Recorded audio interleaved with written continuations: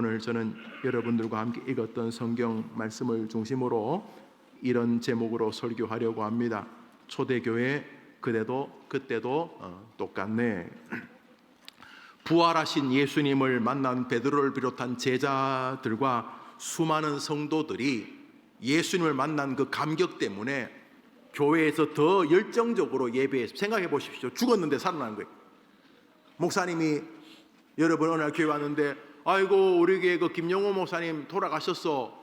그래서 장례식을 다 참석하고 아빠 엄마 따라서 김영호 목사님 장례식에도 와서 장례도 드리고, 또 장례식 하면 뭐 먹지? 국밥도 먹고 또 과일도 먹고 그런 것도 먹고. 그런데 그 다음 주 목사님이 여기 또 설교하러 왔어.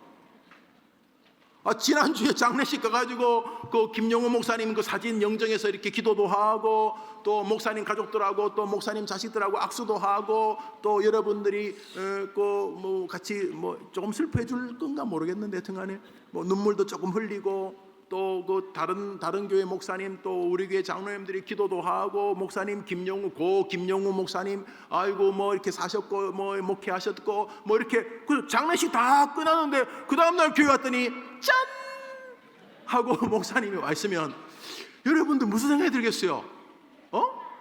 지난주 뻥인가? 아니, 그런 분위기가 아닌데. 홈페이지 들어가 보니까 고 김영우 목사님하고 써놨어. 그러면 지난주 그 김영우는 뭐고 이번 주 저 뭐야 저거? 이렇게. 그런데 그런 일은 목사님에게는 뭐 특별한 경우가 없겠지만은 예수님이 그러셨어요. 십자가에 죽고 다 끝났는데 예수님이 자기들 앞에 나타난 거예요.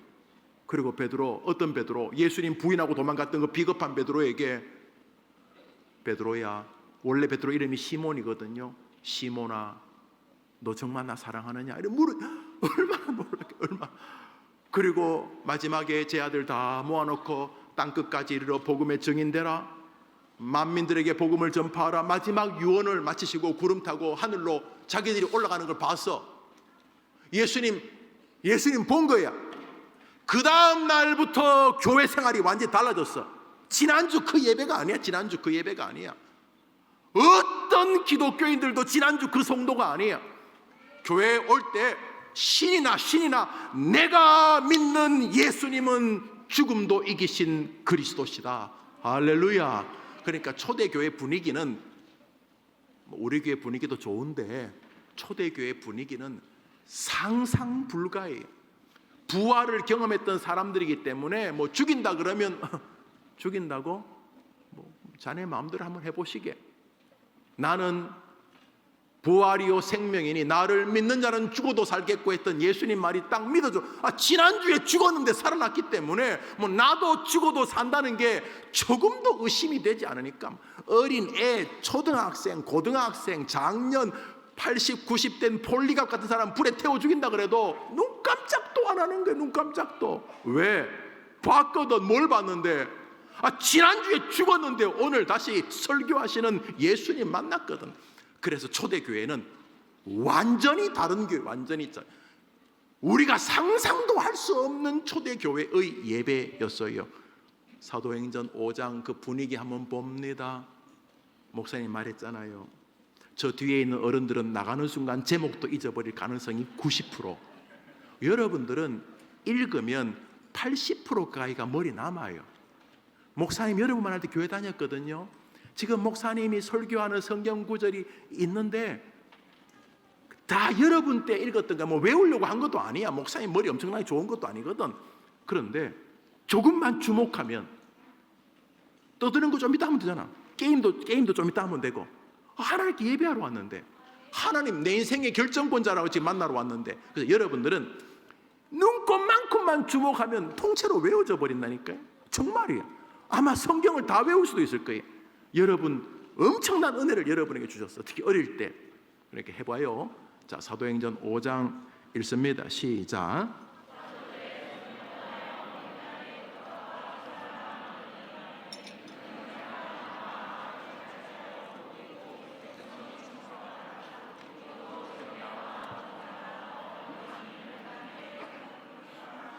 그 뭐 표적이 일어나고 교회에는 사람들이 물밀듯이 밀려오는데 초대 교회가 2만 5천 명 정도 모였다는 거예요. 우리 교회가 한 몇천 명이 모일 거예요. 초대 교회 때는 사람도 몇 명 안 되었어요, 이스라엘에. 그런데 초대 교회 그 조그만 공간에 2만 5천 명이 모였다는 거예요. 아마 다 모이지도 못했을 거예요. 여기 조금 모이고 어디 좀 모이고 뭐 그랬겠죠. 사람들이 물밀듯이 밀려왔고, 교회의 일꾼들은 부활의 주님을 경험했기 때문에 이건 뭐 한 사람 한 사람이 탱크였고 폭탄이었어요. 한 사람 한 사람이 다이너마이트 같은 인물들이었어요. 교회가 저렇게 부흥하고 있었습니다. 남녀의 큰 무리가 한 주일에 뭐 몇백 명씩 몇천 명씩 교회로 밀려 들어왔습니다. 놀라운 일이 있었습니다. 계속 읽습니다. 15절부터 읽읍시다. 시작. 심지어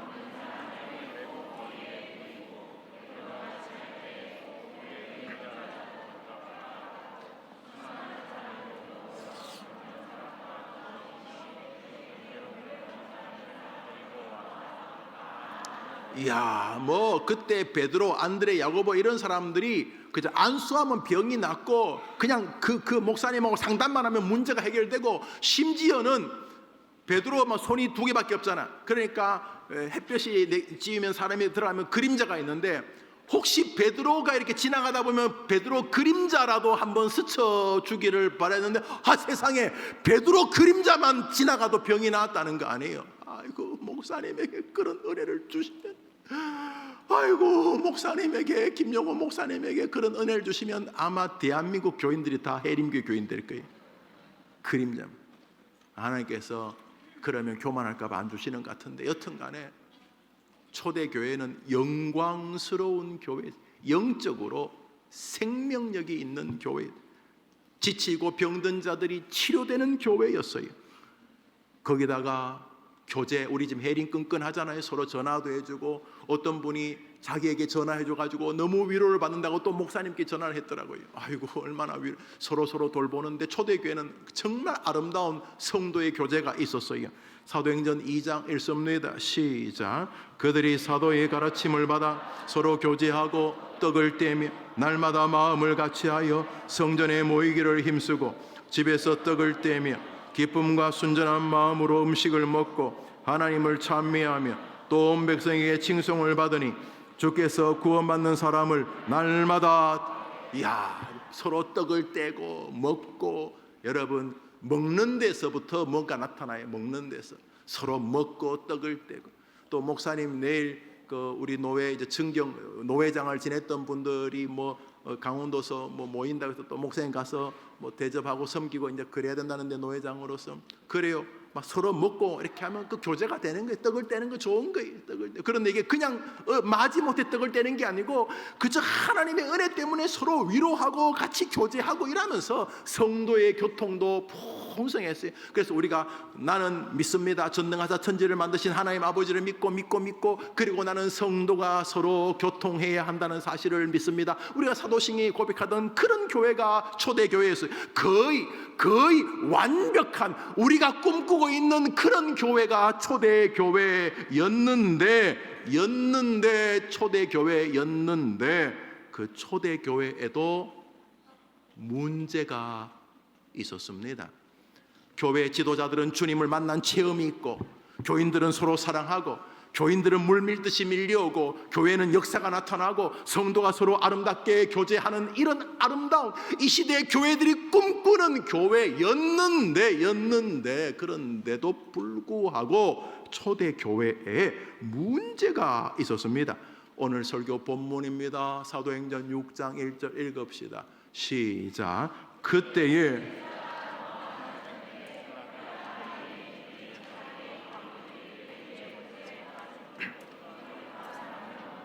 노란 글씨만 시작. 초대교회는 안 어울리는 단어의 초대교회, 영적으로 엄청나고 교제도 많고 교인도 증가하고 기적도 나타나고 뭔가 이 참 멋진 교회인데, 안 어울리는 단어 초대교회, 원망이 스물스물 안개처럼 피어났다는 것입니다. 정말 안 어울립니다. 그 영광스럽고 멋진 교회에 이런 문제가 있다니 원망이 교회를 감싸기 시작했다, 이런 말입니다. 오늘 설교 제목입니다. 설교 제목 시작. 초대교회. 어느 교회랑 똑같죠? 우리 교회 말고 제가 볼 때 우리 교회는 정말 좋은 교회입니다. 그렇지만 완전한 교회일 리가 없습니다. 저는 오늘 교회라고 하는 공동체보다 여러분의 마음에 대해서 이야기를 하려고 합니다. 우리 예수 믿는 우리가 교회거든요. 우리가 성전이거든요. 내가 주님의 은혜를 받고 내가 주님의 은혜를 체험하고 내가 좋은 교회에서 믿음 생활하면서도 내 마음 안에 원망과 불평이 있을 수 있기 때문입니다. 왜? 이 초대교회, 영광스러운 교회에도 원망이라고 하는 주제가 있었기 때문입니다. 그렇습니다. 사람이 모이는 곳에는 그것이 아무리 거룩한 모임이라 할지라도 문제가 있습니다. 그런 면에서 세상은 말할 것도 없고 믿음의 공동체 안에서 아니 어떻게 예수 믿는 우리 집안이, 어떻게 예수 믿는 우리 아버지, 엄마, 할아버지, 할머니가, 어떻게 예수 믿는 우리 자식들이, 어떻게 예수 믿는 교회에 이렇게 안타깝고 원망스러운 일이 발생할 수 있을까라고 하는 것은 이상한 물음입니다. 있다라고 생각하는 것이 성경적이라는 것을 알 수가 있습니다. 그러므로 이상한 것은 우리가 사는 믿음의 공동체에 문제가 다가오거나 생기지 않는 것이 이상한 것이 아니라 다가온 문제를 이상하게 보는 게 이상한 것이고 다가온 문제를 믿음으로 해결하지 않으려고 하는 것이 이상한 것입니다. 한번 따라 합시다. 초대교회도 문제가 있었네. 그런 면에서 이 시대의 믿음 공동체 생활에서 뭐 교회에 문제가 있어서 교회 안 나간다 이런 것은 뭐 그럴듯한 말이지만 틀린 말입니다. 나는 말이지 교회가 문제가 있어 교회 안 나가 엄청 멋있어 보이지만 정말로 완전하게 비성경적인 말입니다. 우리 가운데 초대교회 같은 교회가 어디 있습니까? 그런데 그 초대교회에도 심각한 문제가 있었습니다. 교회를 두르고 있는 원망이 바로 그것이었습니다. 원망, 불평이 그것 아닙니까? 초대교회 문제는 초대교회 성도들이 자꾸 많아지면서 거기는 뭐 부자들도 있겠지만 참 가난한 사람들도 많이 교회로 모여들었습니다. 베드로를 비롯한 사람들이 목회하다 보니 저분이 너무 가난합니다. 저 집 아이 등록금도 없고 저 집은 병원비가 없고 그래서 초대교회가 이제 구제하는데 가장 중요한 건 그때는 먹고 사는 거예요. 여러분 사람이요 먹고 살지 못하면 공부, 뭐 예술, 뭐 영화, 음악 다 불가능해.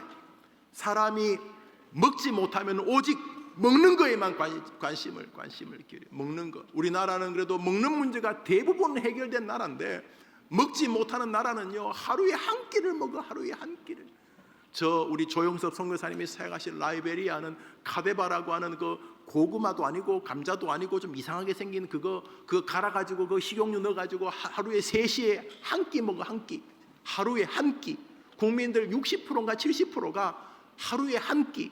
카데바라고 하는 그 감자도 아니고 고구마도 아니고 목사님 봤는데 그 이상하게 생긴 그 뿌리 그게 그 사막에서만 자란 사막에서 그것만 자란다니까 그거 캐내가지고 그거 갈아가지고 거기다 이렇게 뭐 기름 좀 넣어가지고 그 뭐 완전 뭐 기름 덩어리지 그거 3시에 하루에 3시에 한 번 하루 한 끼 봐봐 뭐 한 끼 먹고 싶어서 한 끼 먹는 게 뭐 아니라 가난해서 세계에서 최고 가난한 나라 중에 하나이기 때문에. 초대교회에 가난한 사람이 너무 많았어요. 뭐 애 공부시키고 이건 두 번째고 가난해 먹을 게 없어.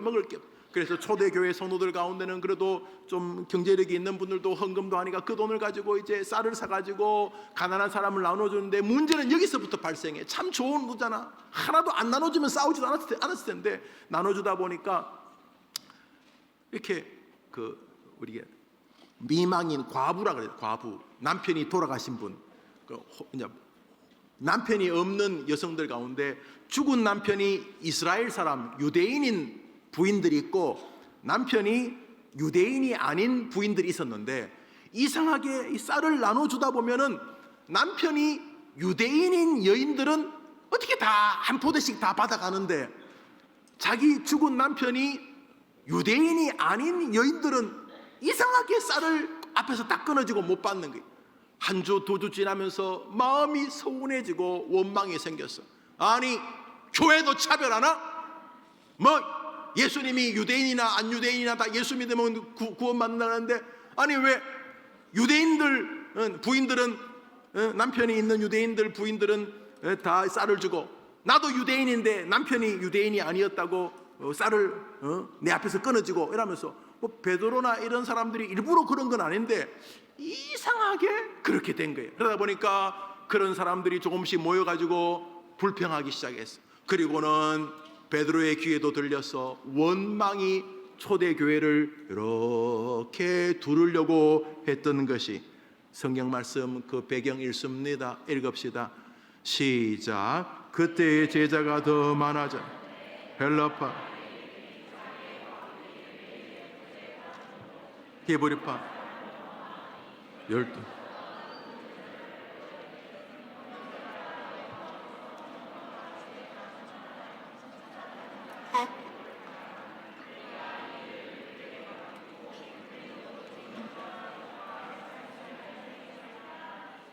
저 성경 구절을 가만히 두고 이제 설교할 거예요. 목사님이 잘 보세요. 초대교회 사람들이 원망하기 시작하자 베드로를 비롯한 사도들이 어떤 해결 방법을 냅니다. 해결 방법을 노란 글씨만 읽습니다. 시작.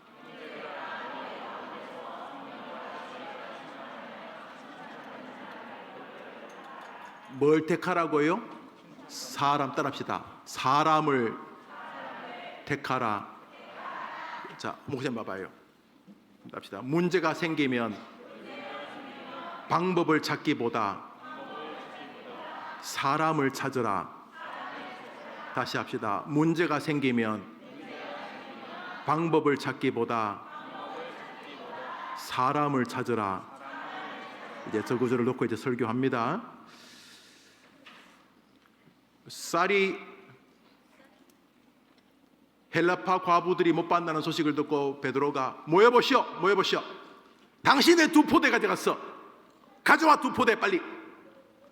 당신은 이렇게 저렇게 이렇게 방법을 찾는 것이 아니고, 초대교회는 그 문제를 해결할 사람을 찾았습니다. 이것이 오늘 하나님이 여러분에게 말씀하고자 하는 주제입니다. 하나님은 사람을 통해 일하시기로 작정하셨기 때문입니다. 예수님이 이 땅에 오신 이유도 사람 때문입니다.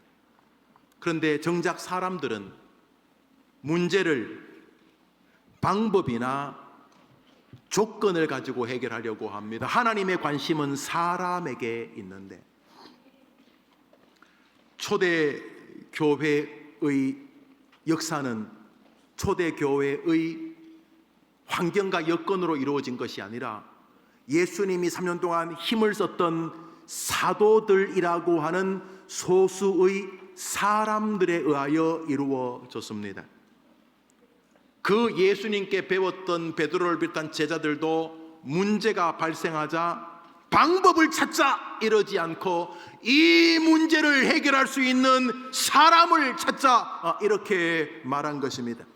어느 굴지의 회사의 회장님이 인재 한 명이 10만 명, 20만 명을 살린다면서 인재를 찾으라 라고 했다는 글이 유명한 기사가 된 적이 있습니다. 그 회사에서 자기 회사를 홍보하기 위하여 두꺼운 책을 써서 그 책을 구해서 읽어보았습니다. 우리 회사는 이라면서 이제 자기 회사를 자랑한 거죠. 뭐 부인 어디 나라 어디 가갖고 회장이 부인 자식 빼고 다 바꾸라 뭐 그랬다고 그런 내용의 글이었어요. 그 책을 한 권 그 회사의 소개서를 읽는 가운데 제가 인상적인 것은 이것이었어요. 회장님 지시사항은 이것입니다. 회사에 그런 큰 회사는 뭐 사장, 부회장 이런 사람도 수십 명이 되는가 봐요. 그래서 무슨 회사 사장, 무슨 회사 사장들이 해외 출장을 갔다가 이제 돌아와서 회장에게 보고를 해야 되는데 다음 주 화요일 날 회장님하고 미팅이 있습니다 라고 하는데 그 이라크에, 이란에, 미국에, 독일에 출장 왔던 그 회사 사장이나 부회장이 그 나라에 갔다가 그 나라에서 어떤 대학원생이 핸드폰에 대해서 뭐에 대해서 논문을 썼는데 굉장히 특별한 논문이다, 이 친구를 영입할 가능성이 있다라는 생각 때문에 본사에 제가 회장님하고 다음 주 화요일 날 미팅이 잡혀져 있는데 이번에 인도의 어느 대학에서 대학원생이 핸드폰에 대해서 글을 썼는데 우리 회사에 접목할 수 있을 것 같아서 그 사람을 만나보려고 하니 회장님과의 시간을 좀 늦춰주십시오. 그러면 회사에서 인재를 만나러 갔다는 이유로 그것을 늦춰주는 것이 회장님의 지시사항이었다. 나는 그 회장이라는 분이 성경을 아는지는 모르겠는데 우리 회사를 살리는 것은 기계를 새로 바꾸는 것도 아니고 넓은 공간을 짓는 것도 아니고 우리 회사의 미래는 사람에게 달렸다, 뭐 이런 내용이었습니다. 뭐 나머지는 다 자기 회사 자랑이고 그 이제 몇몇 핵심적인 구절이 제가 기억이 납니다. 그러니까 그 기업의 총수가 앞으로 미래는 사람에게 달렸다라고 말했다는 것입니다. 여러분 기억하십시오. 초대교회에 문제가 발생했을 때 문제를 해결하는 방식은 사람을 찾는 것이었습니다. 예수님이 이 땅에 오신 이유도 바로 그 사람 때문입니다. 수많은 방법은 계속 연구하는데 사람은 소중히 여기지 않으면 되겠습니까? 초대교회에 발생한 문제는 사람 찾음으로 해결되기 시작합니다. 오늘 성경은 초대교회의 문제를 통해 하나님이 말씀하고자 하는 내용을 우리에게 전하십니다. 그것은 나는 그런 사람을 찾고 있다는 것입니다. 베드로를 비롯한 제자들이 요청한 사람, 아니 이 초대교회의 문제를 통해서 하나님이 자신의 마음을 드러내면서 얘들아 나는 이런 사람이 필요하다. 하나님이 지금 이 초대교회 이 본문을 통해서 얘들아 나는 이런 사람이 정말 필요하다. 나의 사역을 위하여, 이 해림교회를 위하여, 이 대한민국을 위하여 나는 이런 사람이 필요하다. 지금 그 말씀을 하고 계시는 거예요. 많은 사람들은 계속 뭐 방법 뭐 우리 주일학교를 반성시키는 방법, 뭐 해림교회를 부흥시키는 방법, 우리 대한민국을 살리는 방법, 오만상 방법을 이야기할 때 하나님은 해림교회를 발전시킬 한 사람이 필요하다. 사람. 우리 대한민국의 문제는 조직이 아니고 사람이다. 사람. 어떤 사람이냐? 우리 주일학교도 사람에게 달린 것이, 교사 한 사람에게 달린 것이죠. 주일학교를 뭐 이렇게 방법을 뜯어고치고 저렇게 뜯어고 교회 조직을 뭐 이래 백날 해봐야 되는 것이 아니라 사람. 하나님은 지금 오늘 본문을 통해서 이 초대교회를 잠시 언급하면서 하나님 마음을 우리에게 보여주시는 것입니다. 하나님이 찾으시는 사람 바로 여러분이어야 된 여러분. 노란 것이 읽습니다. 시작.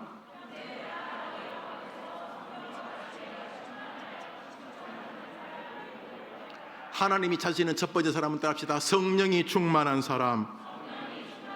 두 번째로 지혜가 충만한 사람. 세 번째로 사람들에게 칭찬받는 사람. 주님이 오실 때까지 사람 찾는 이 방식은 안 바뀝니다. 만일 저러지 않고도 교회에 유익된다면 여러분은 2000년 교회사의 유일한 사람입니다. 저러지 않고도 여러분이 교회에 유익되는 목사고 장로고 집사고 주일학교고 어린 학생이라면 여러분은 2000년 교회사에서 발견되지 않는 유일한 사람입니다. 불가능합니다. 하나님이 찾으시는 사람은 따라합시다. 성령이 충만한 사람, 지혜가 충만한 사람, 사람들에게 칭찬받는 사람. 첫 번째로 성령 충만이 첫 번째입니다. 이 말은 영적인 성숙, 영적인 믿음, 영적인 충만을 이야기하는 것입니다. 에베소서 3장을 읽습니다. 읽읍시다. 시작.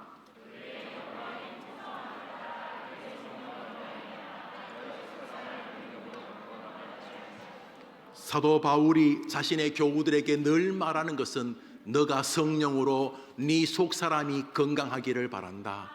교회에 필요한 사람은 성령으로 그 영혼이 건강한 사람인 것이죠. 하나님께 쓰임받고 조국에 쓰임받는 하나님의 인재가 되기를 바라면 먼저 영적 충만이 있어야 되는 줄 믿으시기를 바랍니다. 그렇게 뽑힌 초대교회의 사람 중에 한 분이 스데반 집사님이었습니다. 사도행전 7장을 읽습니다. 읽읍시다. 시작.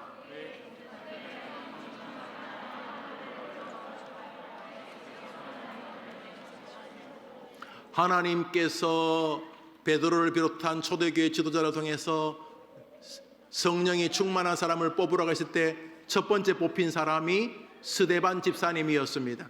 그런데 뭐라고요? 스데반이 성령이 충만하였다. 성령이 충만하였다라고 말하면서 성령이 충만하면서 본 거에 있습니다. 성령이 충만하자 성령 충만한 스데반이 본 것은 예수님이었습니다. 따라합시다. 성령 충만은 예수 충만이다. 요한복음 15장을 읽습니다. 시작.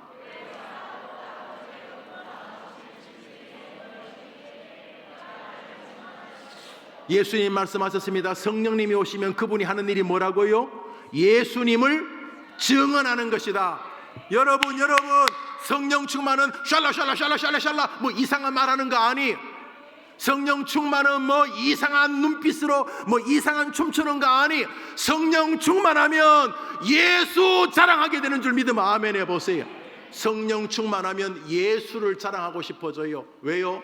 성령 충만하신 예수, 성령 충만케 하시는 성령님이 하시는 일은 예수를 증언하는 거예요. 예수님이 구주다, 예수님이 전능자다, 예수님 너희의 구원자다, 예수님이 지금도 살아계신다. 성령 충만은 곧 예수 충만인 것입니다. 초대교회의 원망과 불평의 해결책은 방법을 바꾸는 게 아닙니다. 뭐 쌀 나눠주는 방법을 바꾸고 불가능합니다. 초대교회의 문제는 그 문제를 해결할 영적인 사람을 세우는 것이었습니다. 여러분의 가정, 여러분이 이룰 가정도 초등학생들 마찬가지, 성령 충만한 사람이 되는 것이 여러분이 행복한 가정을 만드는 지름길인 것이 되는 거죠.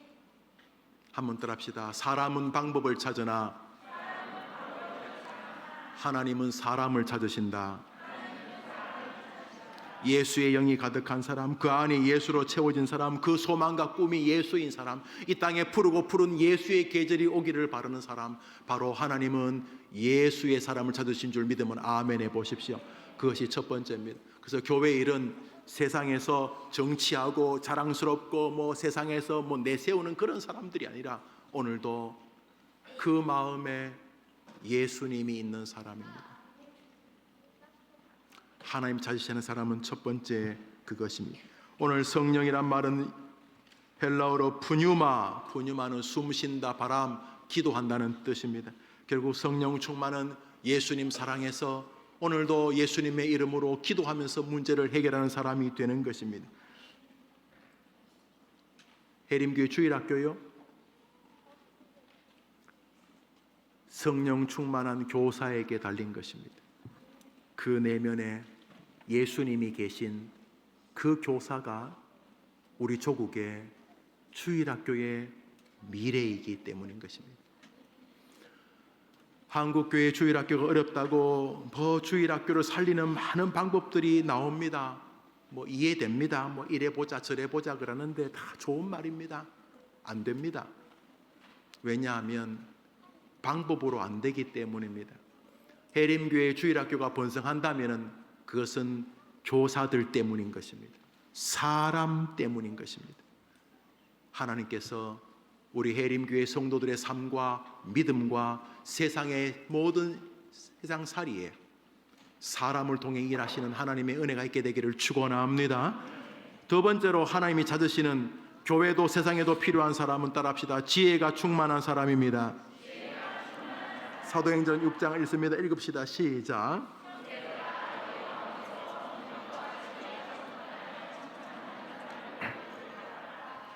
여기 중요한 것은 성령 충만, 예수 사랑이에요. 만나면 정말 예수 사랑 알 수 있어. 대화하면 예수님 사랑하는 거 느낄 수 있고, 입만 열면 예수야. 예수. 확연해. 그 쇼가 아니야. 정말 예수님 사랑해. 이 사람 배우 공부도 많이 한 사람인데 정말 예수 사랑해. 알아. 예수를 사랑하는데 가는 곳마다 상처를 일으켜. 가정도 아프고 자식들도 괴롭고 손자 손녀도 힘들고 친구들도 힘들고, 그 사람이 나타나면 그 교회 공동체도 아파. 무슨 일이 벌어졌는가? 그 안에 예수님이 분명히 있지만은 한 가지가 부족해. 뭐가? 지혜가 부족해. 그래서 성령 충만하면 지혜도 아니? 성령 충만하지만 지혜가 충만하지 않을 수 있기 때문에 주님은 성령과 지혜가 따로 구분해 두고 있어요. 얼마나 많은 사람들이 자신이 믿음 좋다고 해서 다른 사람 아프게 해. 목사님은 이 나이까지 교회 다니는데 많이 봤어. 자기가 가지고 있는 열정 때문에 남을 너무 아프게 해. 아주 괴로운 일이야. 괴로운 일. 왜? 지혜가 충만해야 된다는 말을 우습게 얘기한 거예요. 자신이 전가의 보도, 자기가 하는 일에 칼을 휘두르는 것처럼 오직 그 사람은 성령 충만, 예수 충만이야. 그거로 모든 것이 패스워드 지나가고 문이 열릴 것 같지만 지혜가 충만하지 않으면 안 된다고 성경이 말해요. 성경은 그렇게 말해요. 교회의 지도자는 세상의 지도자와 다릅니다. 가끔 엄청난 학벌의 목사님, 우리나라 최고 대학을 나왔고 최고 학교를 졸업했고 박사학위도 가지고, 그 엄청난 목사님에다가 더 엄청난 장로님들, 장관을 5번 지냈고, 그 장로님들보다 더 엄청난 성도들이 포진한 교회인데도 황당하기 짝이 없는 슬픈 교회들을 저는 많이 보아왔어요. 왜냐하면 세상의 리더십, 세상의 성공한 지식으로 영적 세계를 하나님이 이끌 수 없게 만들어 놓으셨기 때문에. 왜냐하면 성경은 영적인 공간으로 교회를, 영적인 세계로 믿음의 길을 인도하시기 때문입니다. 여기 지혜라는 말은 소피아라는 단어 들어보세요. 소피아. 이 소피아라는 지혜는 세상이 말하려는 지혜가 아닙니다. 성경은 지혜를 두 종류로 말합니다. 한번 따라합시다. 땅의 지혜, 하늘의 지혜. 땅의 지혜는 이런 것입니다. 야고보서 3장을 읽습니다. 시작. 너희 중에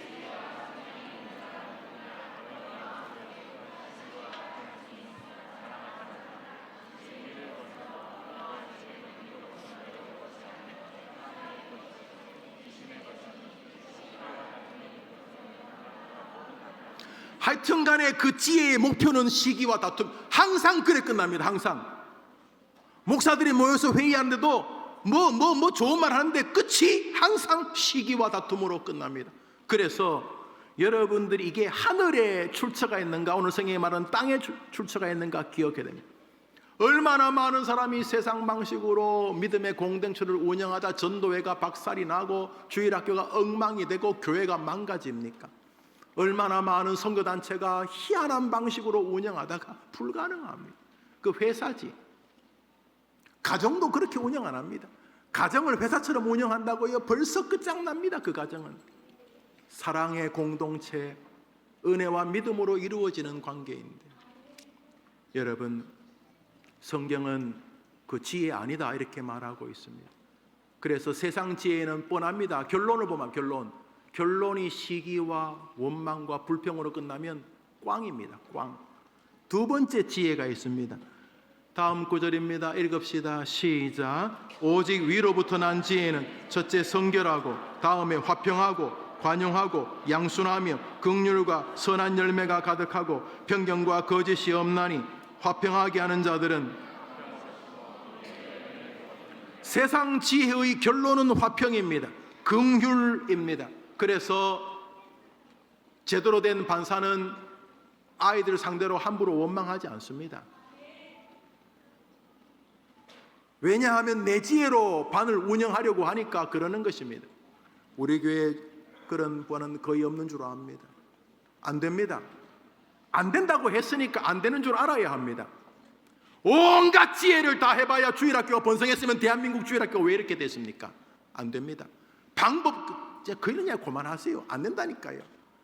뭐 방법이 뭐 약간의 도움이 될지는 모르겠습니다만 억만분의 1 정도입니다. 사람에게 달린 것입니다. 우리 반이 잘 되려면 우리 반에 그런 믿음의 아이가 있으면 되는 것입니다. 우리 반에 그 믿음의 아이의 그런 부모가 있으면 되는 것입니다. 하나님께서 사람을 찾으신다는 것을 잊으면 안 되는 것입니다. 지혜로운 사람은 일해보면 압니다. 같이 일해보면 지혜로운 사람은 화평과 긍휼 쪽으로 이어집니다. 그렇게 일해보면 부목사님하고 일해봐도 알고 스님들하고 일해봐도 알고 세상 사람들하고 일해봐도 압니다. 왜냐하면 하늘의 지혜와 세상의 지혜는 출처가 다르기 때문에 결론도 다릅니다. 지혜라고 하니까 뭐 말이 오가고 뭐 다 비슷해 보이지만 끝은 정해졌어. 만일 아니라면 성경을 뜯어 고쳐야지. 불가능합니다. 그래서 합심하여 하늘의 지혜를 꿈꾸면서 해림교회가 이어져 가게 되기를 축원합니다. 마지막으로 한번 따라합시다. 사도행전 1장 6장이면 읽읍시다. 시작. 형제들아